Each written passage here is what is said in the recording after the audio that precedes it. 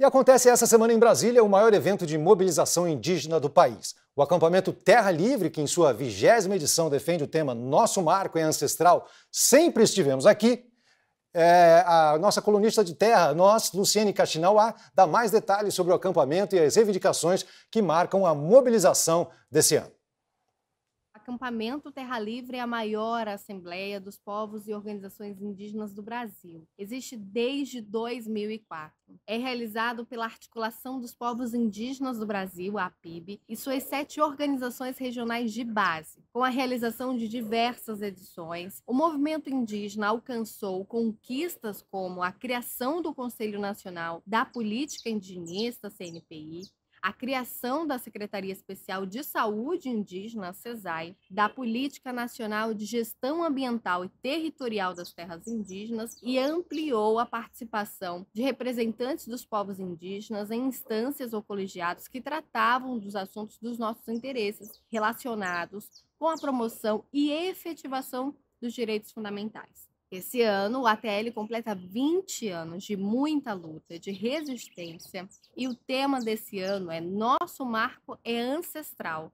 Sempre estivemos aqui. E traz referência, trata-se, da demarcação de territórios, uma luta antiga do movimento indígena, dos povos indígenas, e que põe em risco diversos indígenas e povos do Brasil inteiro. É um tema central que norteia várias discussões, porque sem o território não tem saúde, não tem educação, não tem vida e nem tem a existência dos povos indígenas. Essa é uma pauta que também diz respeito à nossa segurança e à integridade física e mental. Não é à toa que um outro assunto que também vai ganhar destaque nessa edição é o bem viver e a saúde mental dos povos indígenas, já que os registros mostram, e foi uma coisa que a gente trouxe aqui no Terra Nós, que os registros mostram que os povos indígenas são os mais afetados quando a gente fala em saúde mental, e a taxa de suicídio é a mais alta do país, 3 vezes superior à média nacional. Isso acarreta em mortes,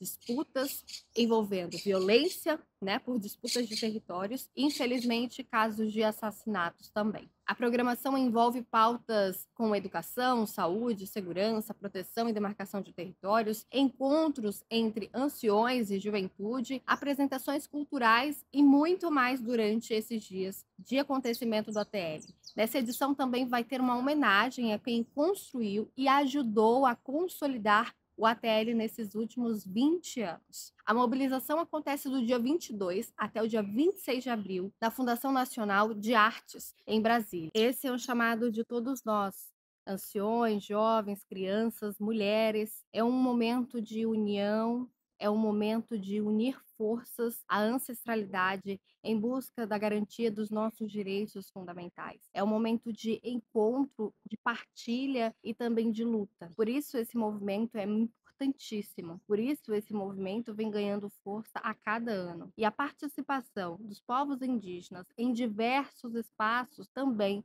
é uma conquista através dessa luta de 20 anos de ATL. Hoje nós temos a participação na política partidária, em muitas áreas profissionais, como na medicina, na comunicação, entre outras. E é importante estarmos ocupando esses espaços e esses lugares e voltando a esse espaço de mobilização como autoridades em assunto e estando em lugares estratégicos para garantir os nossos direitos fundamentais de existir dentro e fora dos nossos territórios. Muito obrigado, nossa correspondente Kaxinawa, arrasando aqui no nosso programa Terra Agora. E vale lembrar que a segurança dos povos indígenas é segurança do povo brasileiro também. Afinal de contas, mais de 80% das florestas preservadas estão nas terras indígenas e são preservadas porque são territórios indígenas, senão já teriam sido depredados. E agora nós vamos diretamente para Brasília falar com o nosso colunista Guilherme Maziero. Alô, Maziero, como é que vai? Tudo bem? Fala, Cazé. Boa tarde, tudo bem? Boa tarde, querido. Nessa semana, os integrantes do acampamento Terra Livre divulgaram uma carta destinada aos presidentes dos 3 poderes com 25 exigências e urgências das nações originárias. Quais pontos você destacaria dessa carta para a nossa audiência, Maziero? Bom, vamos lá, Cazé. Esse 20º acampamento, para dar uma dimensão para quem está nos acompanhando aqui, estão estimando mais ou menos 8, 9 mil participantes, né? Essa projeção da organização. E é uma semana inteira com atos, com plenárias, com discussões que são feitas. E um dos principais documentos, vamos falar assim, que é formalizado nesse evento, é essa carta que tem aí os 25 pontos. Parte dela está direcionada ao executivo, né? Ela é direcionada aos 3 poderes, para o executivo, para o legislativo e para o judiciário. Dos 25 pontos, são 19 que estão direcionados ao poder executivo. E aí os outros 6 se dividem em 3 para o legislativo e 3 reivindicações para o judiciário. Então, tem esse incômodo, né? As lideranças indígenas reconhecem muitos avanços com o governo Lula, isso fez parte da campanha dele, mas ainda tem uma queixa, uma crítica por não estar atendendo como era esperado. Para falar um pouco desses pontos, acho que o primeiro ponto, assim, o mais importante desses 25 que tem aí na carta, é sobre demarcação de terra indígena. O presidente Lula tinha prometido 14 homologações, né, quando reconhece ali a terra indígena, a área, enfim, todas as garantias legais desse processo. É um processo demorado, um tanto quanto burocrático, e ele tem ali, né, tinha 14 decisões para homologar tudo certo, faltando assinar. Até semana passada, o número chegou a 10, então faltam 4. E essas 4 áreas são 2 em Santa Catarina, uma em Alagoas e uma na Paraíba. Então, essas 4 áreas que estão faltando, elas representam essa crítica bem contundente dos indígenas no governo Lula, né? O presidente, semana passada, se justificou, recuou ali, né? Se justificou explicando por que não homologaria essas 4 áreas restantes, dizendo que são áreas que têm ocupação por fazendeiros ou outras comunidades que moram ali, acampamentos, e ele está tentando o diálogo para que essas pessoas saiam de forma pacífica para ter a homologação e que elas sejam passadas para os indígenas, né? Mas assim, ele justifica esse recuo dele e causa esse incômodo com os indígenas, né? Naturalmente. E hoje, quinta-feira, tem entre os vários atos, manifestações, acho que é legal contar que tem na esplanada dos ministérios, ela está fechada desde de manhã, para uma passeata dos indígenas. Então, é um ato enorme, eles com faixas, manifestações artísticas, culturais deles ali, reivindicando as pautas deles pela esplanada. E agora, no final da tarde, estava marcada uma agenda, né, uma reunião de aproximadamente 40 lideranças indígenas com o presidente Lula no Palácio do Planalto. Ano passado, o Lula foi ao acampamento Terra Livre. Esse ano ele não foi, não teve um convite, teve algum estranhamento ali, mas acabou recebendo as lideranças indígenas no Planalto. Está recebendo agora no fim do dia, né? E ali vão ser apresentados esses pontos que estão na carta, né? Então tem essa cobrança que o governo já sabe, os indígenas também já sabem do argumento do governo, mas essa cobrança, essa pressão para que as terras sejam regularizadas. E aí questões de saúde, de políticas públicas, tudo mais, né? Fazer um rápido recorte aqui, a gente acompanhando política aqui, claro que vê que o governo tem avanços na questão indígena, na pauta, as pautas são reivindicadas pelos grupos, pelos representantes indígenas, mas ainda falta muito, né? Em janeiro de 2023, logo que tomou posse, o presidente Lula foi com uma comitiva visitar os Yanomamis. Você vai se lembrar aquelas cenas horrorosas que a gente viu, né, de uma crise humanitária sem precedentes ali, muito triste. Parte daquilo foi resolvido, mas ainda tem vários problemas ali, problema na saúde básica, né? A CESAI, que é uma secretaria do Ministério da Saúde, ainda tem dificuldade para acessar essas regiões, seja por questões culturais, seja pela distância, seja pelo custo, pela formulação de políticas públicas específicas para os indígenas, né, no atendimento de saúde básica. Então, assim, é uma questão muito complexa. E a crítica dos indígenas, a gente até relatou aqui em reportagens, tem textos no Terra, textos na coluna, mostrando a insatisfação com o governo. Às vezes por não participar da discussão, às vezes por não ser tão efetivo quanto eles esperavam, por demora na entrega de alimento, enfim. A relação tem uma identificação, um reconhecimento de que há um avanço, nas políticas que são feitas, mas ainda tem muita crítica, muito ponto para ser ajustado e reivindicar isso. Só para fechar esse assunto, que a gente tem mais o que falar também, outro ponto da carta é a questão do marco temporal, né? Isso é uma tese que surgiu no Congresso, foi derrubada pelo Supremo, depois o Congresso, apesar da derrubada do Supremo, botou adiante, botou em marcha, aprovou essa tese do marco temporal, de que os indígenas tinham que estar na terra ou indicar que eles estavam na terra até o período da promulgação da Constituição, em 1988. O Supremo disse que não tem isso, tem outros parâmetros para ser analisados, e voltou essa discussão, que o Supremo falou que não, o Congresso falou que sim, e essa semana o Gilmar Mendes deu uma decisão para suspender essa discussão, né, grosso modo falando. Então é um assunto que está mais ou menos parado. Então, agora, essa informação que você trouxe... Essa informação que você trouxe... Desculpa, Cazé.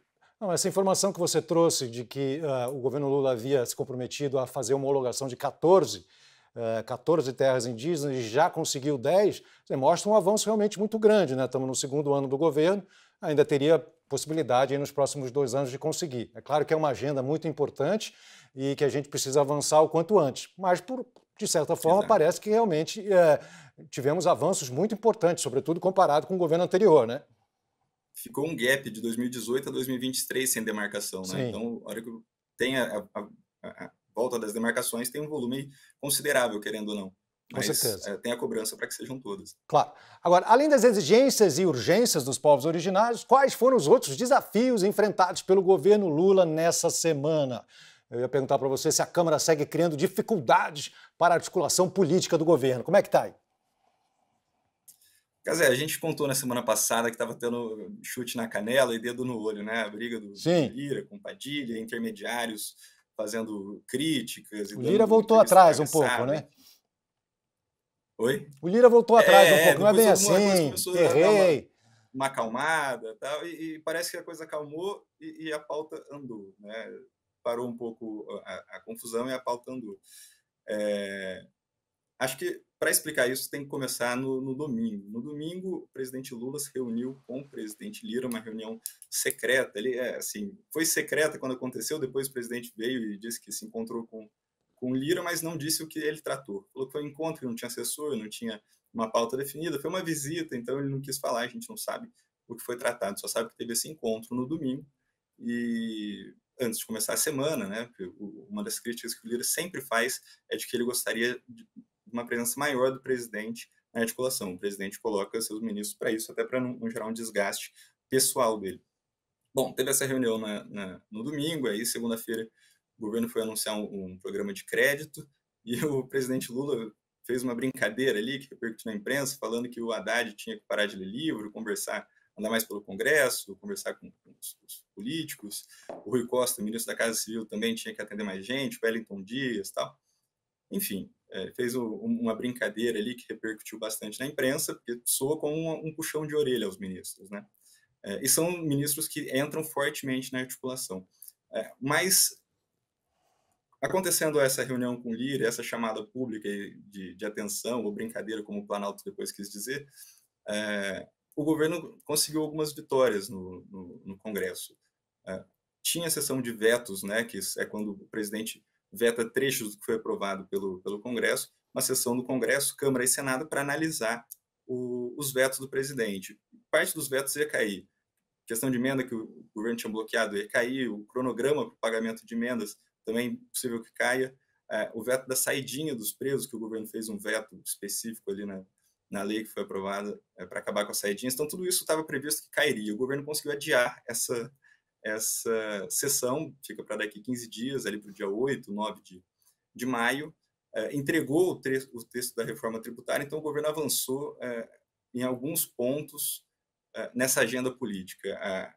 A briga baixou o tom e as coisas voltaram a andar mais ou menos normais aqui para o ambiente de Brasília. Mas, Iero, qual é a avaliação que você faz? Porque a gente vive um desequilíbrio aí entre os poderes, né? Legislativo e executivo. Assim, a figura do presidente da Câmara tem muito poder, né?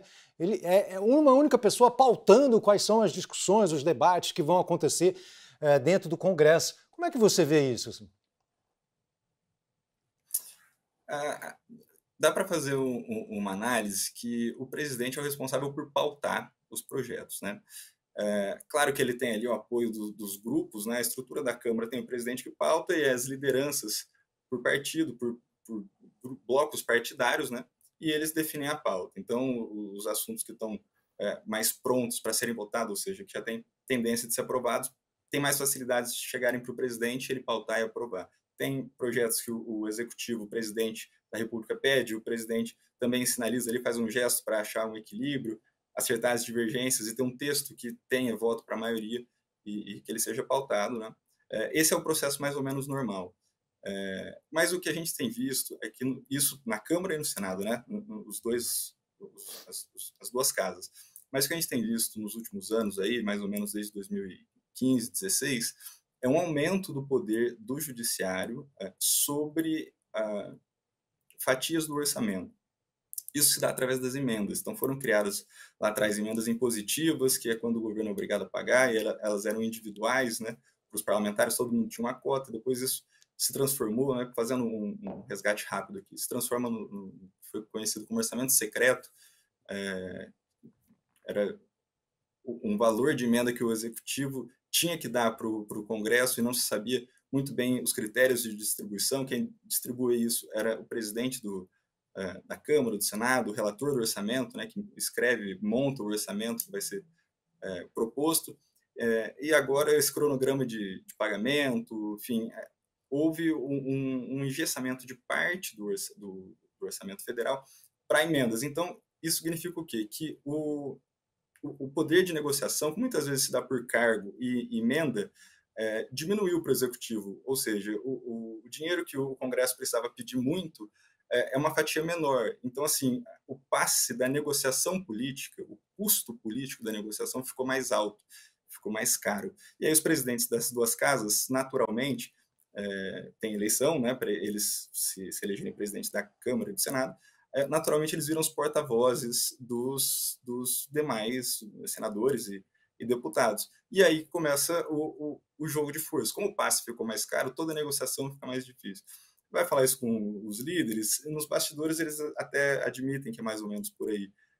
Publicamente não dizem tanto, dizem que tem uma diferença de composição, as bancadas não são mais unitárias como eram antes, tem pensamentos muito divergentes dentro dos mesmos partidos. União Brasil, por exemplo, tem ministério no governo, tem gente que é totalmente contra, gente que é totalmente a favor das pautas do governo, mesmo fazendo parte do governo. Enfim, tem uma mudança no jogo político. Isso tudo dificulta. Ainda assim, o governo tem ido bem. As pautas prioritárias do governo passam, mas ao custo de algum ruído, de muito suor e muita negociação. Certo, segue a salada de fruta. Fala, Manzino. Deixa eu contar mais uma pequena, quase anedota, rapidinho aqui, que eu falei essa história do Haddad, que ele tomou um puxão de orelha, e, claro, se o presidente publicamente fala que o ministro tem que parar de ler livro para ir andar no Congresso, enfim, todo mundo vai escrever isso é notícia, né? E na segunda-feira, quando aconteceu essa fala, eu conversei com algumas pessoas no Planalto, e eles estavam indignados que a imprensa estava repercutindo isso como notícia, porque foi uma brincadeira e ninguém percebeu. O problema é que o presidente da República, né, e qualquer político, na realidade, tem que ter muito cuidado para fazer brincadeira e ironia. Claro. Ainda mais sobre livro, né, que é uma coisa tão importante. Podia ter usado uma outra metáfora. Exato. Exato. E pega um pouco no personagem, assim, né? O Haddad é universitário, então um cara que vai ler e tudo mais. Sim. Os intelectuais estão sendo desvalorizados no nosso país, estão sendo achacados, né? Os cientistas também, os pesquisadores, as pesquisadoras, enfim. Realmente foi uma metáfora bem infeliz. Como se fugisse um pouco da prática, né? Sim. Se fossem coisas descoladas. O Haddad pode seguir lendo os livros e eventualmente, né, ter mais presença dentro do Congresso para fazer as articulações. Por verdade seja dita, ele é um dos principais articuladores do governo, sendo ministro da Fazenda. E ainda consegue ler livro e tocar violão. É uma brincadeira, mas ainda assim tem a notícia está aí. Legal. Muito obrigado, Mazieiro. Um grande abraço para você.